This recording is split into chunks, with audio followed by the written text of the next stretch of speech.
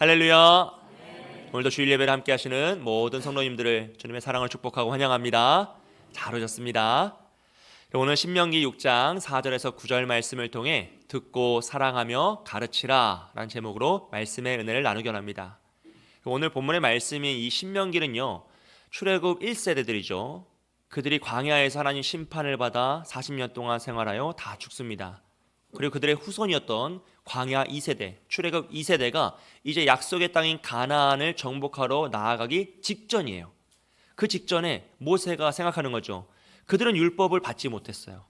그들은 율법을 배우지 못했습니다. 그래서 율법을 다 알지 못하기 때문에 그 안타까운 마음으로 모세가 마지막으로 이스라엘 백성들에게 하나님의 율법을 가르치기 위해서 했던 세 편의 설교가 바로 이 신명기 말씀입니다. 여러분 아시다시피 설교라는 것은 단순히 사실을 전달하는 것이 아니라 설교자인 모세가 하나님의 뜻을 받고 그것을 묵상하고 또 자신의 삶으로 해석해내서 야, 이건 정말 전해야겠구나, 이것만큼 반드시 그들에게 가르쳐야겠다라는 내용을 선포하는 것이죠. 그래서 이 설교는요, 독특하게도 설교하는 자와 이 말씀을 받는 자가 다 다른 생각을 할 수 있습니다. 이게 무슨 얘기냐면요, 받는 자가 원하는 것을 설교하지 않을 때가 생각보다 많다라는 것이죠. 그 특징이 나타나는 것이 바로 신명기 말씀이에요.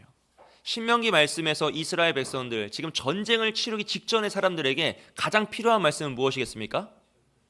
그렇죠. 전쟁에서 승리하는 방법을 가르쳐줘야죠. 모세가 야, 너희들 이렇게 하면 승리할 수 있다, 이것이 전쟁에서 승리하는 비법이고 싸움에서 이기는 비결이다라는 것을 알려주면 참 좋겠는데 모세는 단 한 구절도 그런 말씀을 전하지 않아요. 오히려 그들이 가나안 땅을 정복한 후에 어떻게 살아갈지를 선포해요. 왜냐하면 전쟁보다 더 중요한 것은 전쟁에서 승리한 이후에 온전한 삶을 살아가는 것이기 때문이라는 것이죠. 그래서 이스라엘 백성들은 승리의 방법을 알려주면 좋겠는데 하고 기다리고 있는데 모세는 오히려 승리한 이후에 올바른 삶, 참된 믿음의 삶이 무엇인지를 신명기를 통하여 그들에게 선포하고 있다라는 것입니다. 왜냐하면요, 이스라엘 백성들이 가나안 땅에 들어가야 되는데 그 땅은 풍요로운 땅이었기 때문이에요. 젖과 꿀이 흐르는 땅이었다고 합니다. 그들은 지금 40년 동안 광야에서 만나와 메추라기 먹고 모래밥만 보다가 이제 그 풍요로운 땅에 들어가면 그들의 마음이 어떻게 되겠습니까? 아이들 말로 눈이 돌겠죠. 그거를 사모하지 않을 수 없는 거예요. 온갖 우상 숭배와 음란이 가득한 땅입니다. 그 땅에 가서 그 믿음을 잃어버리고 우상 숭배에 빠질 것이에요. 그렇기 때문에 모세는 너무나 안타까운 마음으로 그들을 애타는 심정으로 이 설교를 외치고 있는 것이죠. 이 말씀을 전할 때 모세가 120세였고요. 그 이스라엘 가나안에 들어갈 사람들 중에 가장 나이가 많은 자가 59세였습니다. 그러니까 모세의 입장에서 그 이스라엘 백성들은 너무 어린 거예요. 너무 아이들인 거죠. 저들이 전쟁을 치르고 그 패역한 문화를 이겨내려면 어떻게 해야 될까? 그 애통하고 안타까운 심정으로 이 신명기 말씀을 토해내고 있는 것이죠. 오직 하나님만을 믿어야 한다. 우상 숭배를 배척하고 오직 하나님만을 믿고 온전한 믿음의 삶을 살아가야 한다라는 것을 강조하는 것입니다. 사랑하는 여러분, 승리보다 더 중요한 것은 승리 이후에 온전한 삶을 살아가는 것인 줄 믿습니다. 우리가 어제도 결혼식이 있었고요, 지난주에도 결혼식이 있었어요. 좋더라고요. 이제 매주 결혼식이 있었으면 좋겠어요. 여러분 자녀가 다 결혼하시길 축복합니다. 네. 근데 그 결혼식을 준비하는 신부 신랑들의 모습을 보면 얼마나 열심히 준비했겠습니까? 얼마나 애타는 마음으로 준비했겠어요. 하지만 우리가 다 알죠. 결혼식보다 더 중요한 것은 결혼식 이후에 그들의 살아가는 삶입니다. 더 온전하게 아름다운 믿음의 가정을 이루고 바르게 살아가는 것이죠. 여러분 이것을 위해서 기도해 주시길 부탁드립니다. 근데 모세는 불안한 거예요. 왜냐하면 이스라엘이 유약했기 때문이에요. 그들은 광야 1세대보다 하나님의 기적을 너무 체험하지 못했어요. 그들은 애굽의 종살이도 하지 않았고요, 열재앙도 보지 못했고요, 홍해를 마른 땅을 건너지 못했습니다. 비록 구름기둥과 불기둥을 따르고 만나와 메추라기를 먹었지만 1세대들에 비하면 너무 하나님의 전능하심을 경험한 그 체험이 약했다는 것이죠. 그래서 그들이 어느 순간 휩쓸려서 넘어질까 봐, 그 땅에서 타협하여 우상숭배를 할까 봐 모세는 더 강력하게 하나님 말씀을 선포하고 오늘 말씀을 통하여 오직 하나님만을 믿어야 한다는 것을 이야기하고 있는 것이죠. 그리고 오늘 말씀은요, 쉐마라고 하는 이제 말씀인데 이 쉐마는 들으라라는 선포예요. 우리 성경에는 이스라엘아 들으라로 적혀 있지만 원어에 보면 들으라 이스라엘로 적혀 있어요. 그래서 이 말씀을 우리가 쉐마라고 이제 이야기하는데, 이 말씀은 이스라엘에게 선포합니다. 온 이스라엘에게 들으라 이스라엘아 선포하고, 오직 하나님은 한 분이시라는 거예요. 여호와 유일신 그 사상을 가르치고 그 하나님만 믿어야 한다라고 가르칩니다. 그리고 그 하나님을 믿는 그 믿음을 자녀들에게 가르쳐야 한다, 계승해야 한다라는 것을 강조하는 말씀이죠. 이것은 단순하게 율법이나 우리가 행함에 대한 의지적인 측면을 이야기하는 것이 아니라 그들이 누구인지 자신의 믿음의 정체성을 바르게 깨닫고 그대로 살아갈 것을 강조하는 것이죠. 왜냐하면 지금 이스라엘이 처한 상황은 그들의 정체성을 명확히 해야 되는 순간이기 때문입니다. 여러분, 이스라엘이 가나안 땅을 정복하는 이유는 무엇입니까? 땅을 갖기 위한 것이 아니란 것이에요. 더 풍요로운 삶을 살고자 하는 것이 아닙니다. 더 맛있는 걸 많이 먹기 위해서 정복하는 게 아니에요. 그들이 이스라엘 땅을 정복하는 이유는 그것이 하나님의 약속이기 때문이죠. 그 언약의 말씀을 지키기 위해서 그들은 목숨을 걸고 그 땅에 침략하는 것이고 그 땅을 정복하는 것이에요. 그렇기 때문에 그들은 지금 자신들이 누구인지, 그리고 우리가 무엇을 위해 이 전쟁을 치르는지, 그리고 그 이후에 어떤 삶을 살아가야 할 것인지 명확한 기준, 그 정체성이 필요했어요. 그래서 모세는 이 말씀, 이 쉐마의 말씀을 통하여서 그들이 누구이고 앞으로 치를 전쟁이라는 것이 얼마나 믿음의 전쟁인지, 또 그곳에서 어떤 삶을 살아가야 할지를 명확하게 가르치고 있는 것이죠. 사랑하는 여러분, 오늘 이 말씀은 우리에게도 믿음이 무엇인지, 우리가 앞으로 어떤 삶을 살아갈지 참된 지혜를 가르치는 줄 믿습니다. 오늘 이 쉐마 말씀이 우리에게 가르치는 첫 번째는요, 바로 믿음의 대상입니다. 그리고 4절 말씀 우리 다 함께 읽겠습니다. 다 함께 읽습니다. 시작. 이스라엘아 들으라, 우리의 하나님 여호와는 오직 유일한 여호와이시니. 아멘. 이 말씀은 이스라엘아 들으라 라고 선포하면서 온 이스라엘에게 쉐마 들으라 라고 선언하죠. 이 듣다라는 이제 쉐마라는 어휘는요, 이제 청종하다, 잘 귀 기울여 듣다라는 수준이 아니라 그 말씀을 진짜로 믿고 받아들여 깊이 이해하고 순종하는 것까지 나아가는 것이에요. 마치 어린아이들이 엄마의 말을 진짜 진리라고 믿잖아요. 의심하지 않잖아요. 그래서 우리는 세뱃돈 다시 돌려줄 줄 알고 다 맡겼잖아요. 네. 그거예요, 그거. 정말이구나, 엄마가 하는 말은 진짜구나라는 걸 믿고 그대로 따르는 거죠. 우리에게 그 믿음이 있어야 하는 거죠. 우리가 하나님 말씀을 듣는다라는 것은 이게 진짜구나, 이게 정말 되는구나 라는 걸 믿고 그대로 행하는 것까지 나아가는 게 바로 이 쉐마, 듣는다라는 것입니다. 그리고 이어서 모세는요, 하나님의 존재성과 관계성을 설명하죠. 우리 하나님이라고 그랬어요. 우리 하나님. 우리가 어떤 관계입니까? 다른 이의 하나님이 아니라 나의 하나님이라는 거죠.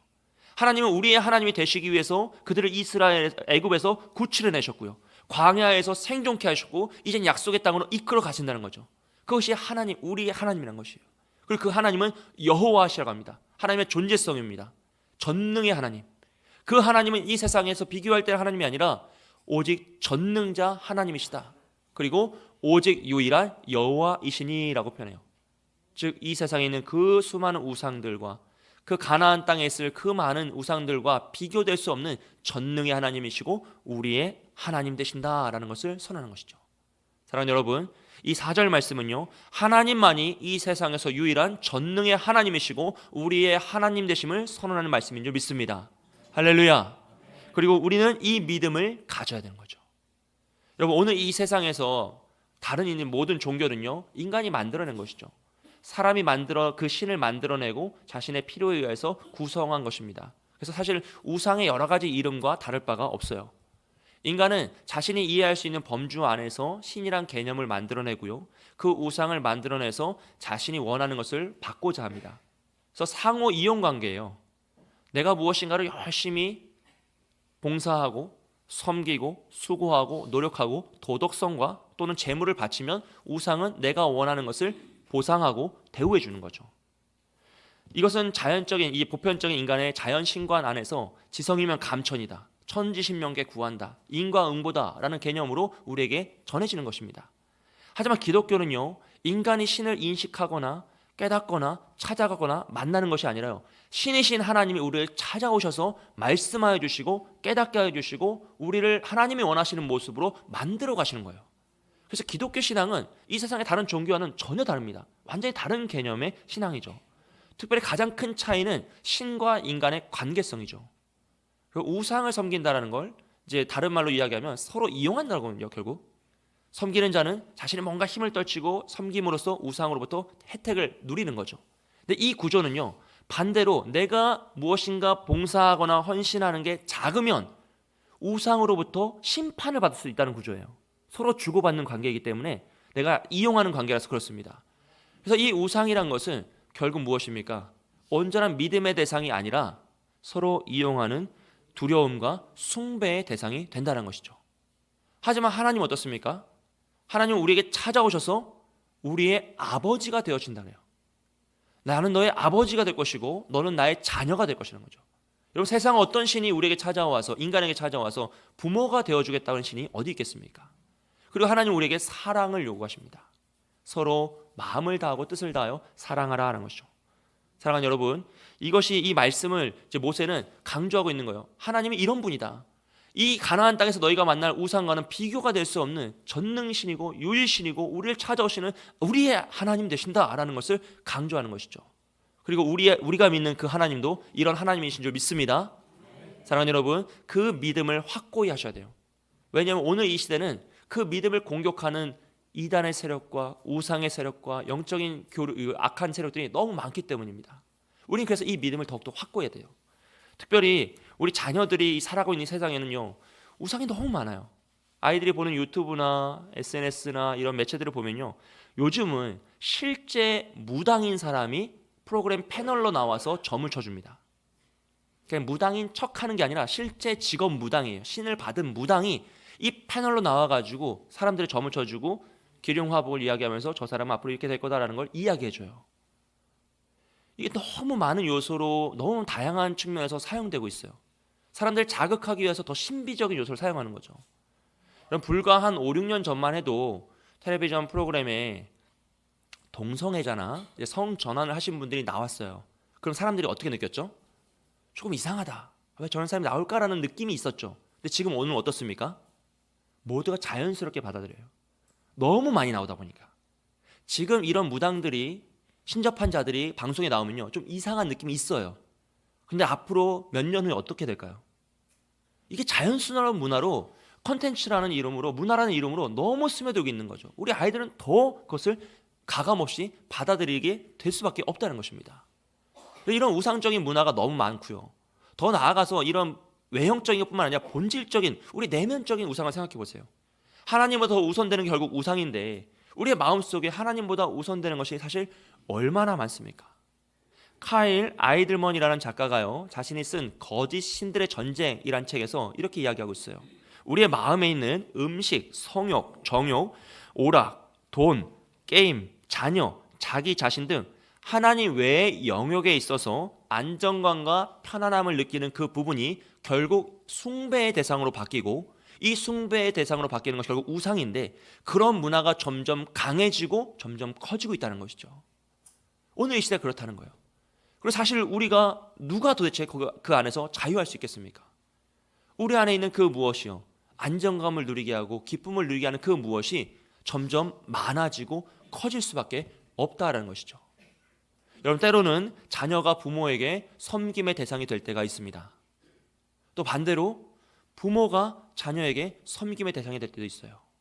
또 우리 안에는 물질이나 나 개인의 건강이나 취미나 그 무엇이 하나님보다 우선되는 섬김의 대상의 영역이 되고 점점 확장될 때가 있다라는 것이죠. 그래서 오늘 말씀은, 모세는 이스라엘 백성들도 이럴 것이기 때문에 강하게 외치는 거예요. 다른 그 무엇은 안 된다. 오직 유일한 하나님, 전능의 하나님만을 믿고 의지해야 된다. 우리의 하나님만을 섬겨야 한다는 것을 강하게 선포하는 것이죠. 사랑하는 여러분, 오직 하나님만이 우리의 유일한 믿음의 대상인 줄 믿습니다. 그 전능의 하나님만을 믿으시는 저와 여러분이 되시길 주님의 이름으로 축복드립니다. 세상 그 무엇도요, 다 거짓입니다. 다 무너질 것이고 사라질 것이고 아무 효과가 없는 것입니다. 잠시 진짜인 것 같으나 거짓이니 오직 하나님, 참되신 하나님만을 붙잡으시길 주님의 이름으로 축복드립니다. 이 쉐마 말씀이 두 번째로 우리에게 가르쳐주는 것은요, 믿음의 방법입니다. 우리 5절 말씀 다 함께 읽겠습니다. 시작. 너는 마음을 다하고 뜻을 다하고 힘을 다하여 내 하나님을 여호와를 사랑하라. 아멘. 여러분, 자녀들이 가장 예뻐 보일 때는 언제죠? 그렇죠. 말 잘 들을 때요. 부모의 말을 잘 들을 때입니다. 주로 3살에서 5살쯤이 이제 가장 부모의 말을 잘 듣죠. 정말 엄마 없어지면은 세상이 없어진 것처럼 울고, 엄마 보이면 기뻐하고, 엄마가 하라고만 하고 하지 말라고 안 하고요. 저희 딸이 이제 막내가 8살이 됐는데 폐역한 세대가 됐어요. 바뀌었어요. 세상 문화를 너무 많이 알아버렸어요. 그 어릴 때는 너무 예뻤는데. 근데 여러분, 만약 우리 자녀들이 그 말 잘 듣는 3살에서 5살 그 예쁜 모습으로 자라지 않고 계속 그 모습 그대로 있다면 가장 큰 슬픔이 찾아오겠죠. 왜냐하면 부모가 자녀에게 정말 원하는 것은 무엇입니까? 복종이 아니라 성장과 성숙이기 때문입니다. 그들이 자라나서 자신의 인생을 살아가는 것이 참된 목적이기 때문이죠. 하나님 역시 마찬가지입니다. 하나님이 우리에게 원하시는 건 복종이 아니라 성장과 성숙입니다. 우리가 하나님의 은혜를 깨닫고 주님을 찬양하며 주님을 더 닮아가기 위해 애쓰는 것이죠. 온 마음을 다해 주님을 사랑하는 것입니다. 그렇기 때문에 하나님은 우리에게 사랑을 요구하세요. 여러분, 사랑이라는 것은 명령과 복종과 그런 것으로 되지 않죠. 책임과 의무로 되는 것이 아닙니다. 사랑은 최상위의 개념으로 서로 인격적인 존재가 서로를 인정하고 서로 존중할 때만 이루어지는 게 사랑이에요. 그래서 누군가가 서로 사랑한다는 것은요, 상대방을 나와 같은 인격적인 존재를 인정해주고 나와 가치가 같은 사람이다, 같은 존재다라는 것을 인정할 때만 사랑이 이루어지는 것이죠. 그러므로 하나님이 우리를 사랑하시고 사랑의 대상으로 삼아주신다는 것은 우리를 하나님과 같은 존귀한 존재로 높여주심을 의미합니다. 우리를 하등한 피조물로만 보시는 것이 아니라 정말로 아들로 여겨주시고 딸로 여겨주시고 나와 같이 존귀한 자로 여겨주셔서 높여주시는 거죠. 그리고 그 하나님이 우리에게 마음을 다하고 뜻을 다하고 힘을 다하여 하나님을 사랑하길 원하신다는 거예요. 왜냐하면 이 중에 하나만 빠져도 온전한 사랑이 아니기 때문이에요. 여러분, 마음이 없는 사랑을 뭐라고 하죠? 형식주의라고 하잖아요. 그런 사랑과 그런 배려를 받으면 기분이 별로 안 좋잖아요. 그것만이라도 이제 받았으면 좋겠다라고 할 수 있지만 아니잖아요. 뜻이 없는 사랑은 무분별한 욕망에 불과합니다. 힘이 없는 사랑은요, 게으름이죠. 말로만 떠드는 거예요. 게으름입니다. 그렇기 때문에 마음과 뜻과 힘이 이게 중에서 하나라도 빠지면 온전한 사랑이 될 수 없다는 것이죠. 그리고 이 마음과 뜻과 힘은 결국 모든 인간이 가지고 있는 전인격적인 지정의 그 요소를 의미합니다. 그래서 하나님이 우리에게 원하시는 사랑은요, 우리의 온 마음과 힘과 뜻을 다해 정성을 다해 오직 하나님만을 바라보며 주님만을 사랑하는 것이에요. 왜냐하면 하나님이 우리를 그렇게 사랑하시기 때문입니다. 할렐루야. 사랑하는 여러분, 하나님은 온 마음을 다해 우리를 사랑하신 줄 믿습니다. 하나님은 온 뜻을 다해 우리를 사랑하세요. 온 힘을 다해 사랑하세요. 그래서 자신의 아들을 십자가대로 죽이기까지 사랑하신 분이 하나님이시죠. 그 하나님이 우리에게도 그 사랑을 원하시는 거예요. 우리가 더 하나님과 사랑하며 더 이 존귀한 존재로서 온전히 살아가기를 원하시는 겁니다. 그럴 때 우리는요, 우리 안에 있는 수많은 우상을 없앨 수 있습니다. 여러분, 우리 안에 있는 그 많은 근심, 걱정, 온갖 탐욕과 우상들이요, 어떻게 없앨 수 있을까요? 고민을 많이 하면 사라집니까? 아니죠. 고민해서 고민이 없으면 고민이 없겠네 라는 속담이 있잖아요. 생각은 생각을 먹고 자라는 거예요. 결국 우리가 아무리 근심 걱정을 해도 아무리 어떤 노력을 해도 우리 안에는 이 우상과 이 음란과 이 모든 탐욕을 없앨 수가 없어요.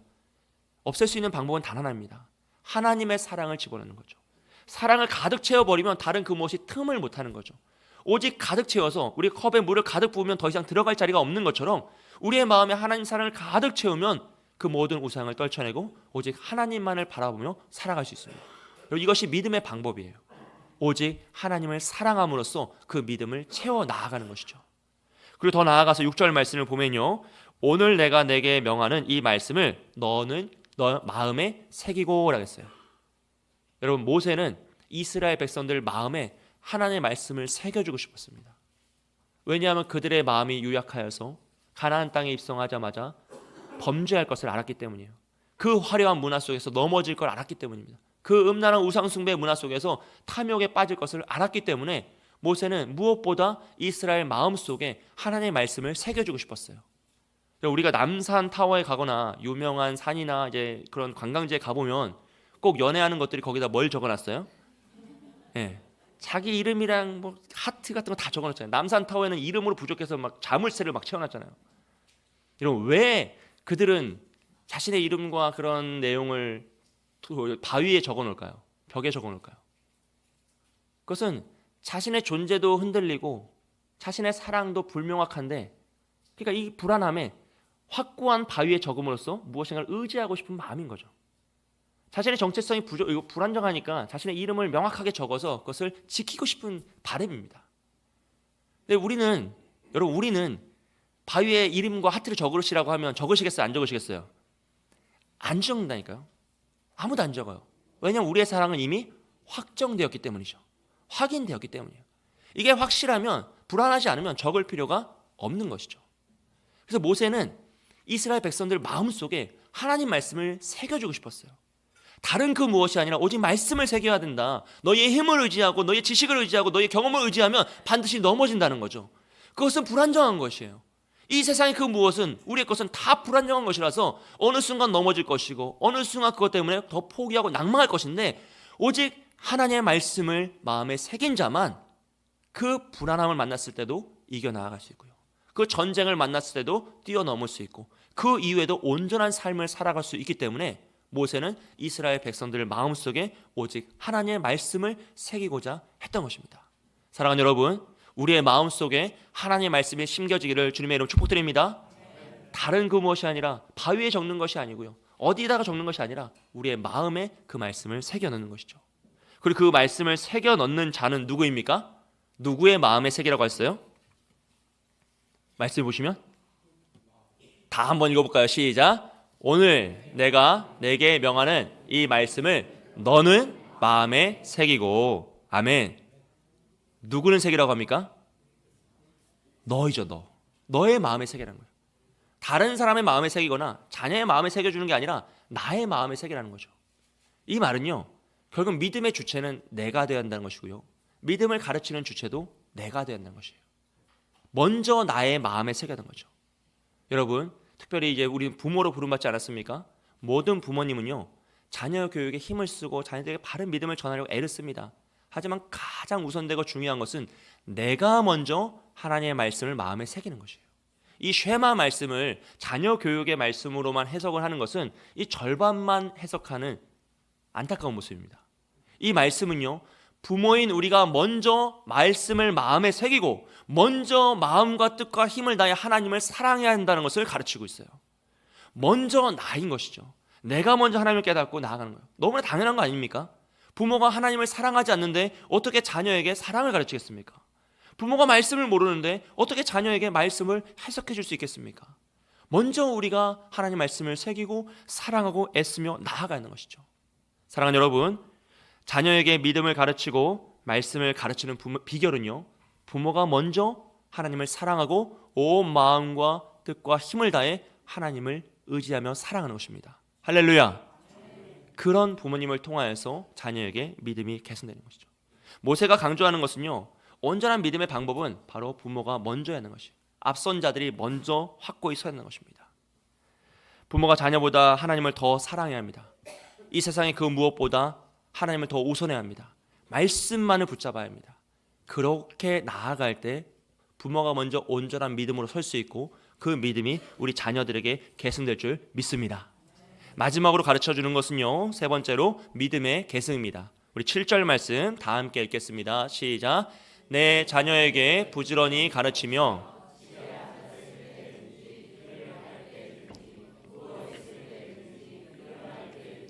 이 말씀을 강론할 것이며. 아멘. 내 자녀에게 부지런히 가르치며라 그래요. 다른 옆집 자녀가 아니라 우선 내 자녀를 책임지라는 거예요. 우리 자녀를 책임지라는 것이죠. 그걸 부지런히 가르치라고 합니다. 부지런히 가르친다는 것은 무엇입니까?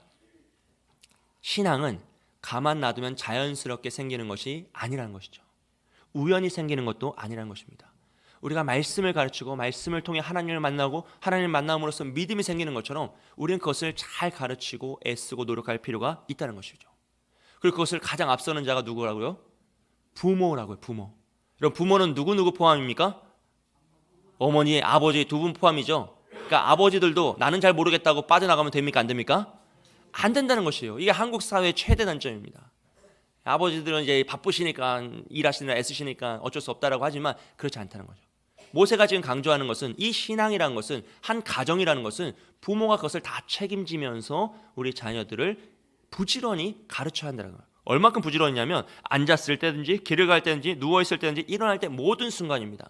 일상에 있는 언제 어디서나 모든 순간 의미하고요. 이 말씀을 강론할 것이며 그래서 강론은 두 사람이 앉아서 대화함으로써 서로 이야기를 주고받음으로써 무엇인가를 깨닫고 배우는 시간이에요.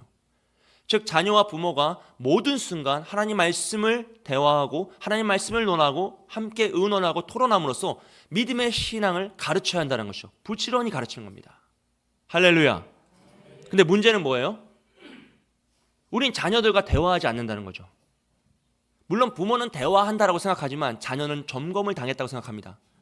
너 이거 했냐? 저거 했냐? 이거 했냐? 저거 했냐? 30가지 체크리스트를 다 점검하고 나면 부모는 생각하죠. 아, 오늘 대화가 굉장히 깊었다. 내용이 굉장히 알찼어 생각합니다. 그럼 자녀는 뭐라고 생각하죠? 야, 오늘도 무사히 건너갔다. 야, 정말 다행이다. 내일 또 오겠지? 이런 생각을 하는 거죠. 그러니까 여러분 평상시에는 대화를 하지 않다가 우리 갑자기 자녀도 앉으라고 해서 이런 말씀 보면은 성경책 펴고 갑자기 예배를 드리면 하나님 말씀 막 강론하려고 하면 자녀의 구원을 한 5년에서 10년 더 늦추는 정말 돌아올 수 없는 강을 건너버리는 거예요. 정말 어려워지죠. 그럼 도대체 어떻게 합니까? 이미 자녀는 장성하였고 내가 그동안 대화를 못했는데 도대체 어떻게 해야 될까? 그것은 오후 예배 참석하시면 우리 이선현 전사님이 다 준비해 놓으셨어요. 할렐루야. 예, 다 오실 거죠? 이 정도 궁금증이면 다 참석하실 수 있습니다. 예. 사랑하는 여러분, 모세는 우리에게 자녀를 양육하고 가르치는 그 1차 기관이 가정임을 강조해요. 그러면 가정이 회복되고 살아나야 합니다. 근데 이 가정은요, 오늘 우리가 생각하고 우리가 살아가는 이 핵가족 개념은 아니에요. 사실은 이 말씀이 선포되는 당시에 이 말씀을 듣는 이스라엘을 생각해 보세요. 그들은 모두가 함께 생활했잖아요. 광야에서 40년 동안 군중들이 함께 생활했습니다. 다 지파별로 생활했고요. 지파에서는 각 가문별로 모여서 생활했어요. 그러니까 오늘날로 따지면 한 마을 정도의 사람들이 함께 공동체 생활한 거죠. 그래서 모든 부모는 모든 자녀를 함께 가르칩니다. 모든 부모는 모든 자녀를 가르치는 교사였고요. 또 모든 부모는 모든 자녀를 보호하는 보호자였고 그들을 이끌어가는 지도자였어요. 그렇기 때문에 이 말씀에 나오는 가정은 단순히 오늘날 한 핵가족의 개념과는 너무나 다르죠. 오히려 생각해보면 공동체, 즉 교회 공동체, 신앙 공동체를 상징할 수 있어요. 모두가 함께 나누고 함께 의논하고 함께 책임지고 보호하는 그런 관계성입니다. 그런데 문제는 우리는 누군가 다른 사람이 우리 자녀에게 무엇인가 말을 하는 걸 별로 좋아하지 않아요. 심지어 그 대상이 할머니, 할아버지일지라도 별로 좋아하지 않아요. 그럼 부모가 자녀를 다 책임지고 다 따라갈 수 있느냐? 또 그것도 불가능하죠. 그럼 어떻게 됩니까? 학원을 보내는 거예요. 부모가 다 책임질 수 없는 시간들을 다른 사람에 맡길 수 없으니 학원을 보냅니다. 그럼 그 아이들이 학원을 돌면서 많은 것을 배우죠. 지식을 배우고 기능을 배웁니다. 근데 뭘 못 배우죠? 원리를 배우지 못하고요. 사랑을 배우지 못하죠. 안타까운 일이죠.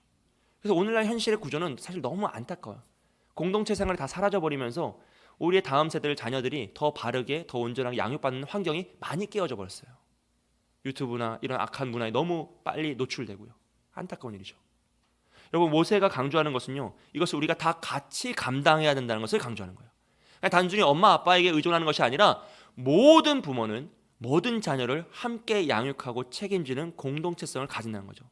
그러면 우리 교회가 함께 나아가려면 서로 교제하고 서로 아파하고 서로 함께 기뻐하고 함께 기도 제목을 가지고 기도함으로써 자녀의 문제를 위해서 함께 울면서 기도하여서 함께 은혜를 누리는 그 역사가 일어난다는 것입니다. 사랑하는 여러분, 사랑하는 우리 서울 남부교회 이런 역사가 일어나길 주님의 이름으로 축복드립니다. 제가 지난주에 점심 식사하고 식당에서 권사님들과 이제 대화를 나누는데 한 이제 무리의 권사님들 중에서 그런 말씀하셨어요. 목사님, 우리가 이제 그 무리에 계신 권사님들 이야기하면서 우리가 다 죽을 건데, 아주 이제 현실을 직시하시고 계신 분들, 우리 다 죽을 건데 우리가 죽어도 우리 자녀들을 교회가 기억해 줬으면 좋겠다. 자녀들이 교회 안 다닐 분들도 계시고 다닐 분도 계시겠지만 우리 모든 교회를 위해서 애쓰고 수고하시는 우리 1세대 성도님들의 자녀들이 그냥 우리가 없다고 해서 잊혀지는 것이 아니라 교회가 그들을 기억하고 그들의 믿음을 지켜주고 그들이 함께 나와서 예배한 날이 왔으면 좋겠다는 거죠. 내가 그걸 못 보더라도 이후에 그 일이 일어났으면 좋겠다는 바람입니다. 제가 그 말씀을 듣고 정말 그런 일이 일어났으면 좋겠다라고 기도하고 있어요. 오늘 이 말씀이 사실 그 얘기를 하는 거죠. 사랑하는 여러분, 우리가 다 할 수 없을 때가 있습니다. 하지만 나는 할 수 없어도 우리 공동체가 함께 기도하고 함께 힘을 모아서 사랑하고 섬기며 나아갈 때 하나님께서 우리를 긍휼히 여기시사 그 일이 일어나게 하실 줄 믿습니다. 그래서 우리뿐만 아니라 우리 모든 성도님들의 자녀들의 한 영혼도 잃어버리지 않고 한 영혼도 놓치지 않고 다 구원받는 역사, 모두 함께 예배하는 역사가 속히 오기를 주님의 이름으로 축복드립니다. 여러분, 이렇게 영적인 가족이 되는 것이 바로 교회이죠. 함께 기도하고 함께 의논하고 함께 섬기며 나아가는 거예요. 책임져 주는 것입니다. 그리고 우리가 서로 함께 할 때 믿음의 계승이 일어나는 것이에요. 모세는 이것을 조금 더 강조하기 위해서요, 8절에서 이렇게 고백합니다. 우리 다 함께 읽겠습니다. 시작. 너는 또 그것을 내 손목에 메어 기호를 삼으며 내 미간에 붙여 표로 삼고. 아멘. 이 하나님 말씀을요, 손목에 맨다라는 것은요, 우리의 행동에 있어서 모든 기준을 삼으라는 것입니다. 미간에 붙인다는 것은 우리 생각과 판단의 기준을 삼으라는 것이죠. 즉 우리가 이 세상에 살아갈 때 손목에 메고 미간에 붙여 표를 삼는다는 것은 스스로 매 순간 깨닫는 거예요. 아, 나의 정체성은 이거구나. 나는 이런 사람이고 내가 믿는 하나님은 이런 분이고 나는 이렇게 살아가야 되는구나를 매 순간 깨달는 것입니다. 그리고 그것을 표로 삼고 기호로 삼는다는 것은 더 나아가서 모든 사람들에게 그걸 보여주라는 것이에요. 증명하는 것이에요. 나는 이런 사람이다라는 것을 증명해내는 것입니다. 그리고 만약 우리에게 그런 띠를 두르고 이마에 뭔가 붙이고 다니라고 하면 붙이실 분이 있어요, 없어요? 쉽지 않아요. 이게 우리 다 같이 수련회 때 한번 1시간 정도 붙여놓으면 이건 할 수 있어요. 근데 문을 딛고 나가는 순간 떼야 안 돼요? 뗀다는 거죠. 근데 오늘도 이걸 붙이는 사람들이 있어요. 사진 한번 보시죠. 유대인들입니다. 유대인들은 정말 이 쉐마 말씀이 기록된 이 가죽끈을 팔에 메고 있고요. 그 말씀을 기록한 종이를 넣은 상자, 저걸 테필린이라고 부르거든요. 이 상자를 이마에 붙이고 있어요. 물론 그들도 한정된 시간, 한정된 장소에서 하지만 그들은 저걸 정말 붙이고 표를 삼고 기호를 삼아요. 왜 그러냐면 이 말씀이 진짜라고 믿기 때문이에요. 율법주의적인 요소입니다. 진짜이기 때문에 붙여야 돼. 진짜이기 때문에 메어야 되라고 정말 믿는 거예요. 근데 그들이 정말 저렇게 붙이고 메어서 기호로 삼고 표를 삼기 때문에 자녀에게 그것을 가르칠 수 있는 거예요. 만약 우리가요, 우리 옷에 예수 그리스도가 막 적혀 있는 거예요. 빨갛게 막 지워지지 않아. 수로 다 박아놨어. 등에도 예수 그리스도 적혀 있고. 그럼 우리의 말과 행동이 얼마나 바뀔까요? 여러분이 타시는 자동차에 앞범퍼에 십자가 막 피 흘리는 십자가 있고 뒷범퍼에 예수 그리스도 막 적혀 있어요. 그리고 우리가 운전을 할 때 과연 신호 위반을 할 수 있겠습니까? 없겠습니까? 불법 주차, 난폭 운전 할 수 없다는 거죠. 우리가 직장에 출근할 때마다 커다란 십자가를 이고 지고 가가지고 내 책상 뒤에다가 딱 내려놓는 거예요. 그리고 우리가 직장 생활을 하면서 직급이란 이유로 함부로 말하고 행동할 수가 있겠습니까? 관행이란 이름으로 불법을 행할 수 있을까요? 없다는 것이죠. 그럼 우리는 이 유대인들의 믿음이 있어야 돼요. 행위주의나 율법주의를 말씀드리는 게 아닙니다.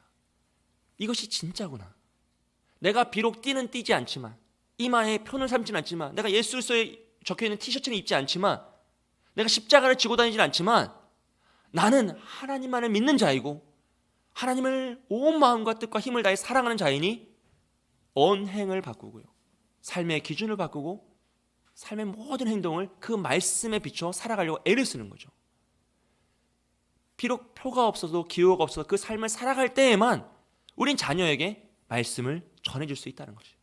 계승할 수 있다는 것입니다. 우연히 들어가는 건 없어요.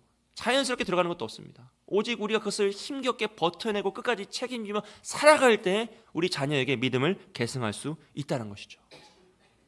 그리고 9절 말씀에서는요, 이 개인을 넘어 가정까지 넘어갑니다. 우리 9절 말씀 함께 보겠습니다. 또 내 집 문설주와 바깥문에 기록할 지니라. 사진 한번 보시면요, 이거 이제 메주자라고 하는데 이 문설주에다 작은 상자를 붙여요. 이 상자 속에는 이 쉐마의 말씀이 적혀 있는 성경이 있습니다. 그 말씀을 붙여놓으면, 그리고 또 공공기관에는요 저렇게 큰 메주자를 붙여놔요. 무슨 의미냐면 이 가정은, 우리 집은 하나님만을 섬기는 가정이라는 걸 표시하는 거죠. 그리고 저 문을 매일 아침 저녁으로 오갈 때마다 무엇 생각합니까? 아, 우리 집은 하나님만을 섬기는 집이구나. 이 공간은 하나님만을 섬기는 공간이구나를 인식하는 거죠. 그리고 많은 사람들이 선포하는 거예요. 우리 집은 하나님을 믿는 믿음의 가정이다. 우리 집에도 다 붙어 있잖아요. 교회 명패 서울 남북에 조그만한 거, 이제 그게 만약에 옛날에 우리 교회 본당에 있었던 십자가처럼 크다고 생각해 보세요. 우리 대문에 막 십자가 큰 게 붙어 있어요. 그럼 층간소음으로 싸울 사람이 있습니까? 없습니까? 아무도 없습니다. 우리 이웃의 아픔을 모른 척할 수가 없어요. 여러분, 비록 표가 없어도, 십자가가 없어도 우린 그렇게 살아야지만 된다는 거죠. 그리고 그때에만, 정말로 언행일체의 삶을 살아갈 때에만, 신행일체의 삶을 살아갈 때에만 이 믿음이 우리 자녀들에게 계승되어 나아갈 수 있다는 것입니다. 할렐루야. 사랑하는 여러분, 그런 삶을 살아가시길 축복합니다. 우리가 자녀들과 나온 대화 속에서 강론한 내용 중에서요, 십자가가 있어야 됩니다. 예수 그리스도가 있어야 돼요. 근데 우리가 잘 들여다보면 뭐만 있습니까? 성적과 입시와 물질과 결혼과 소원이 가득할 때가 있을 수 있다는 것입니다. 여러분, 다시 한번 우리 대화를 점검하시고 우리 삶을 점검해 주셔서 정말로 내가 하나님만을 믿는 사람답게 말하고 행동하려고 애를 써야 되겠구나. 그런 삶을 통해 우리가 함께 먼저 하나님을 사랑하고 마음에 새기며 나아갈 때 우리의 자녀들도 말씀을 배우고 삶을 통하여 하나님을 배우고 사랑을 체험할 수 있겠구나. 그 다짐을 하시고 함께 나아가시는 저와 여러분이 되시길 주님의 이름 축복드립니다. 여러분의 삶을 통하여 믿음이 개선될 줄 믿습니다. 함께 우리 합심 제목, 다음 세대를 위한 기도 제목 함께 보겠습니다. 31번째 기도 제목입니다. 어린이와 청소년들이 말씀 안에서 성장하게 하옵소서. 여러분, 앞서 말씀드린 것처럼요, 우리 자녀들이 성장하는 이 시대는 너무나 악한 문화가 많아요. 음란과 그런 것들은 이미 너무 넘쳐나고요, 이젠 우상 숭배적인 요소까지 너무 많습니다. 그래서 우리가 이 올바른 환경을 조성해 줘야 됩니다. 그리고 더 나아가서 말씀 안에 성장할 수 있도록 말씀을 대화 가운데 녹여내려고 애를 써야 되고요, 찬양이라도 하나 틀어놔서 아이들이 한 구절이라도 듣게 하려고 애를 써야 되고, 이런 요소들을 조금 더 노력하며 나아가야 한다는 것이죠. 32번째 기도 제목입니다. 다음 세대가 세상의 유혹을 이기고 하나님의 뜻을 따르게 하옵소서입니다. 여러분, 자녀들은요, 세상의 유혹을 이길 수 없습니다. 여러분, 명확히 하셔야 돼요. 이길 수 없어요. 죄인은 그 누구도 유혹을 이길 수 없습니다. 그렇기 때문에 자녀들에게 너무 많은 것을 허락하시는 것은 굉장히 위험한 일이에요. 여러분, 무책임도 잘못된 것이지만 맹신은 더 위험합니다. 그렇기 때문에 우리는 그들을 보호해야 돼요. 지켜야 돼요. 좋은 환경을 만들어줘야 되고 그것을 끝까지 지켜내고 애를 쓰며 나아가는 것이죠. 그래서 자녀들을 너무 방치하지 마시고 또 너무 신뢰하지 마시고 잘 보호하고 지킬 수 있도록 기도하셔야 됩니다. 33번째, 교회 학교의 모든 부서가 부흥하게 하옵소서. 교회에 나와주는 것만으로도 사실 너무 고맙지만 거기서 멈추지 않고 더 나아가서 하나님의 은혜를 체험하고 인격적인 사랑을 경험하여서 우리 자녀들이 영원히 구원받을 수 있도록, 부흥의 역사가 일어날 수 있도록 모든 부서에서 우리 교육자, 전사님들과 목사님들 통해서 그 일들이 일어나고 우리 교사 선생님 통해서 그 역사가 일어날 수 있도록 기도를 부탁드립니다. 34번째 기도 제목입니다. 다음 세대를 섬기는 교사들에게 지혜와 능력을 더하여 주옵소서. 우리 모든 교사 선생님들에게 귀를 열어주셔서 하나님 말씀을 깨닫게 하시고 학자의 혀를 주셔서 그 아이들에게 하나님 말씀이 심겨질 수 있도록 잘 가르칠 수 있도록 지금 도와달라고. 우리 선생님들은 지금 최전선에 싸우는 용사들이에요. 우리가 기도하지 않으면 지칠 수밖에 없고 낭망할 수밖에 없습니다. 우리 모든 선생님들에서 매일 기도해 주시기 부탁드립니다. 35번째 마지막 기도 제목입니다. 다음 세대가 교회의 미래로서 온전히 세워지게 하옵소서. 30년 후에도 50년 후에도 우리 교회를 이끌어갈 그 믿음의 세대가 굳건히 일어나길 소원합니다.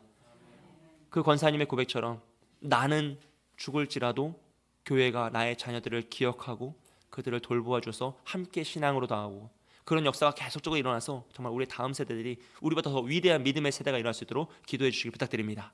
우리 함께 기도 제목 함께 읽고 다 함께 기도하겠습니다. 함께 읽습니다. 시작. 어린이와 청소년들이 말씀 안에서 성장하게 하옵소서. 다음 세대가 세상의 유혹을 이기고 하나님의 뜻을 따르게 하옵소서. 교회 학교의 모든 부서가 부흥하게 하옵소서. 다음 세대를 섬기는 교사들에게 지혜와 능력을 더하여 주옵소서. 다음 세대가 교회의 미래로서 온전히 세워지게 하옵소서. 아멘. 이 시간 함께 기도하겠습니다.